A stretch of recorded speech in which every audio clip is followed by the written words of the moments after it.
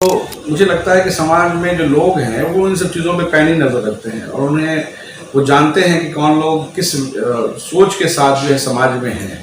इतना मेरे लिए गर्व की बात है। हमारे वार्ड में दीवान मोहल्ला नाम है, ये दीवानों का शहर रहा है, अजीमाबाद की धरती है। यहाँ पर बहुत सारी समस्याएं हैं जो कि 20 साल के पार्षद काल के बावजूद भी उन समस्याओं का निदान नहीं हो सका है। उनके कुछ लोग हैं जो कि जनता को देखते हैं या उसकी बातों को सुनते हैं। डायरेक्ट जनता का पार्षद से संवाद कम होता है, ना के बराबर होता है। सरकार के लिए वो सोचने का विषय है कि आज इतना विकास होने के बावजूद भी बहुत सारे क्षेत्र ऐसे हैं जहां पर आज भी खंभों के सहारे जो है बिजली का तार जा रहा है, बांस के खंभों के सहारे। नमस्कार, आदाब, सलाम, सत श्री अकाल। आप देख रहे हैं SR न्यूज़। मैं भी मौजूद हूँ वार्ड 59 में। मेरे साथ मौजूद है जो पहचान के मोहताज तो नहीं है, लेकिन फिर भी आपको बताते चले उनका नाम है मिराज जया। उन्हीं से जानना चाहेंगे कि क्या लगता है इस बार जो नगर निगम का चुनाव होने जा रहा है, वार्ड 59 से भावी प्रत्याशी भी आप हैं, क्या लगता है इस बार टक्कर वार्ड 59 में कुछ? सबसे पहले तो मैं SR बिहार नेटवर्क के सभी दर्शकों को जो है मेरे तरफ से बहुत बहुत प्रणाम और दुआ सलाम मेरी तरफ से। और विशेषकर मैं आपका आभार प्रकट करता हूँ, आपके मीडिया का, आपके चैनल का, कि आपने जो है इस विषय पर जो है मेरा साक्षात्कार लेने का निर्णय लिया। जैसा कि आपने सवाल किया है वार्ड चुनाव के संदर्भ में, देखिए हम लोग बेसिकली समाजसेवी लोग हैं और किसी कार्य के पीछे कोई उद्देश्य नहीं होता है कि हमको जो है इसका उद्देश्य इसका लाभ लेना है। लगातार 20 वर्षों से सामाजिक जीवन में हम लोग रहे हैं और समाज के लिए जो है दिन रात काम करते रहे हैं, बिना किसी लाभ के लिए, बिना किसी इस विचार के कि आगे चल के इसका लाभ लेना है। तो मुझे लगता है कि समाज में जो लोग हैं वो इन सब चीज़ों पे पैनी नज़र रखते हैं और उन्हें वो जानते हैं कि कौन लोग किस सोच के साथ जो है समाज में हैं। तो मुझे लगता है कि समाज के लोग जो है इस बार बिल्कुल सही निर्णय करेंगे और जो भी मैंने जितनी भी मेरी क्षमता रही है, मैंने जो समाज के लिए कार्य किया है, ज़रूर लोग जो है उसको जो है स्वीकार करेंगे, दिल से लगाएंगे और मुझे एक बार मौका देने का काम करेंगे, ये मेरा विश्वास है। आपके वार्ड 59 में क्या क्या विकास हुआ है और कहाँ कहाँ क्या कमी रह गई है जो आपको लगता है कि उसको सबसे पहले अगर जनता जो नाजर आपको कुर्सी पर बैठा देती है तो उसको दूर करना चाहेंगे? देखिए, जो मेरा वार्ड है एक बहुत बड़ा वार्ड है। एक तरफ जो इसका एक बॉर्डर है वो जो गंगा नदी के किनारे से सटा हुआ है, गंगा नदी उसका एक परिसीमन है उसका। दूसरा अशोक राजपथ है और तीसरा पानी टंकी राजदरबार जो मुख्य रोड है वो है परिसीमन। और अगर पश्चिम में जाएं तो घसियारी गली तानी प्रसाद लेन जो है वो उसका बॉर्डर, यानी बहुत बड़ा वार्ड है इसका। ना मेरे लिए गर्व की बात है। हमारे वार्ड में दीवान मोहल्ला नाम है, ये दीवानों का शहर रहा है, अजीमाबाद की धरती है, नवाबों की धरती रही है।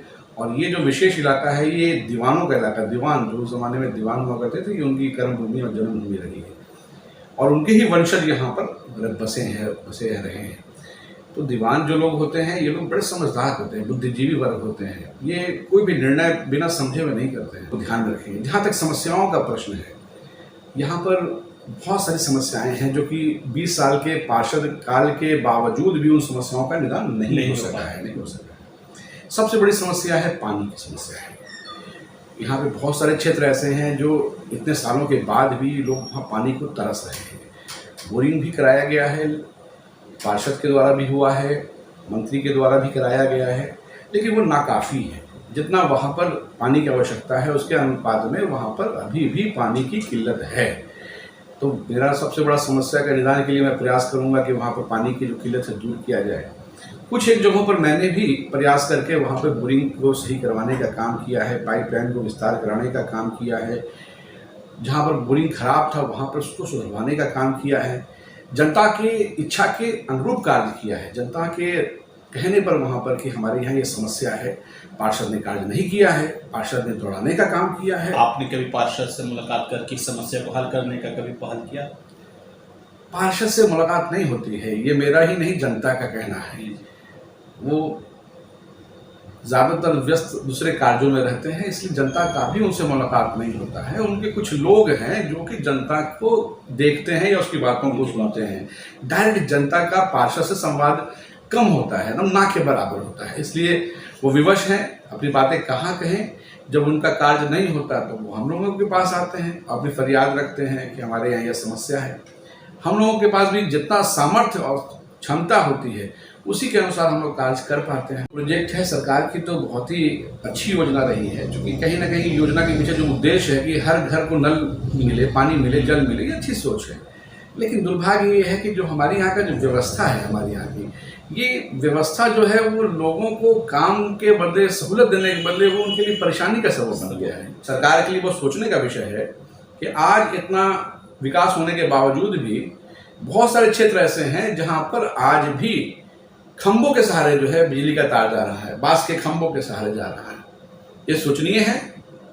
सरकार को चाहिए कि उन क्षेत्रों को चिन्हित करें, वहां पर पोल लगाएं। जर्जर स्थिति में तार है, बिजली का तार है, कभी भी गिर सकता है, किसी की भी जान जा सकती है, घटना हो सकती है। मेरे क्षेत्र में भी ऐसे कुछ क्षेत्र हैं जहां पर आज भी जो है बांस के खंभों से बिजली का तार जा रहा है। ये सब समस्या लेके आपने कभी बिजली विभाग या कहीं भी प्रशासनिक स्तर पर इस पर आवाज उठाई? बहुत अच्छा सवाल आपने किया। एज ए समाज सेवी मैंने इस संबंध में जो यहाँ के जो एग्जीक्यूटिव इंजीनियर है वहाँ तक भी अपनी बात रखी।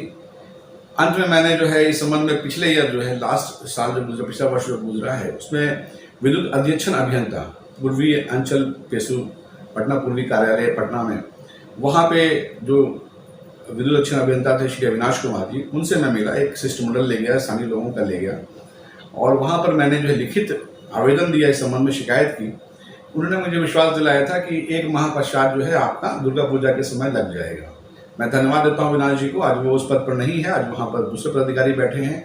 उन्होंने अपनी जो है तन्मयता और तत्परता से मात्र 1 महीने के अंदर जो उन्होंने कहा था बिजली का खंभों का वहाँ पर लगाने का इंतजाम किया, जो बांस के खंभे थे वहाँ पर बिजली का पोल लगाने का काम किया और साथ ही साथ जो है वहाँ पर केबल भी लगाने का काम किया। इसके लिए मैं धन्यवाद देता हूँ स्थानीय लोगों की तरफ से।